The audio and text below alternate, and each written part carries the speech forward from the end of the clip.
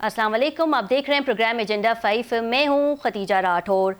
Speaker कौमी assembly Ayaz Sadiq की पाकिस्तान तहरीक इंसाफ की सीनियर अरकान से मुलाकात। जुमेरात के रोज़ अपोजिशन लीडर का नोटिफिकेशन जारी कर दिया जाएगा। साथ ही बैरिस्टर गौर का कहना था कि महमूद खान अचकज़ई साहब जो हैं वो अपोजिशन लीडर होंगे। पार्टी में किसी भी किस्म का कोई इख्तलाफात नहीं है। आमिर डोगर साहब भी बैरिस्टर गौर साहब के साथ थे। और दूसरी जानिब सिंध के सीनियर वजीर शर्जील इनाम मेमन का कहना था कि हमने CM सोहेल आफरीदी साहब को इज्जत दी और उन्होंने इज्जत की लाज नहीं रखी। तयशुदा रूट की खिलाफ वर्जी की गई, जबकि सोहेल आफरीदी का कहना था कि हैदराबाद से कराची आते वक्त जगह जगह रुकावटें खड़ी कर दी गई थी, जिसके बाइस मुश्किलात का सामना करना पड़ा।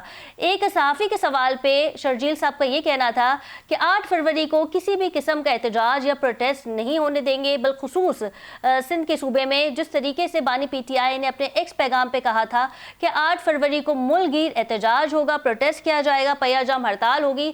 अब देखना यह है कि हुकूमत पाकिस्तान तहरीक इंसाफ के साथ मुज़ाकरात करेगी या फिर पाकिस्तान तहरीक इंसाफ जो है वो 8 फरवरी को फुल फ्लैश एहतजाज करेगी। इस पर मजीद बात करेंगे। हमारे साथ मौजूद हैं मौजूद मेहमान